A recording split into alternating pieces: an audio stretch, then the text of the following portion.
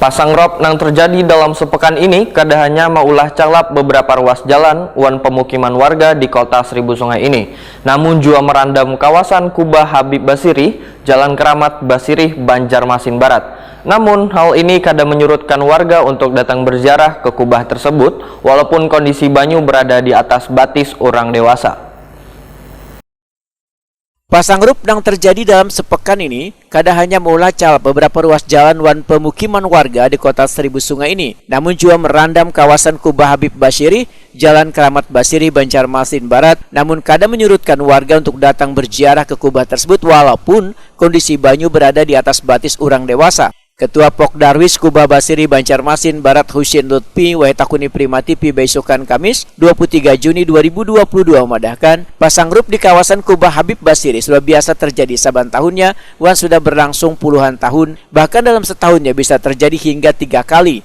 Menurut Husin Lutfi, puncak pasang rob pada Rabu 22 Juni 2022 lalu, ketinggian banyu mencapai sekitar 50 sampai dengan 60 cm, sedangkan di dalam Kubah Habib Basiri mencapai 20 sampai 30 cm yang berlangsung 2 sampai 3 jam.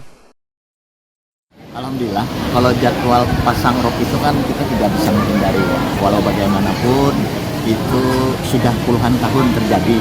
Dan itu untuk bagi masyarakat sekitar Kubah Basiri itu hal yang sudah biasa, karena kita tidak bisa akan menghindari itu kan pasang. Nah, untuk para penziarah itu tidak mempengaruhi juga, tidak mempengaruhi niat mereka untuk berziarah ke Kubah Basiri. Meskipun pasang rob tinggi sampai masuk kubah, para penziarah tetap berziarah, tetap melaksanakan niatnya. Saat ini sudah mulai tidak terjadi lagi, sudah tidak. Puncaknya kapan, Pak? Puncaknya kemarin kurang lebih hari Rabu. Kalau di Kubah Basiri rata-rata 50 sampai 60 cm di jalan itu tenggelamnya sampai segitu. Kalau masuk ke kubahnya? Ke kubah masuk Sampai di segitu juga, Pak? Sampai kurang lebih di dalam itu 20 sampai 30 cm. Iya.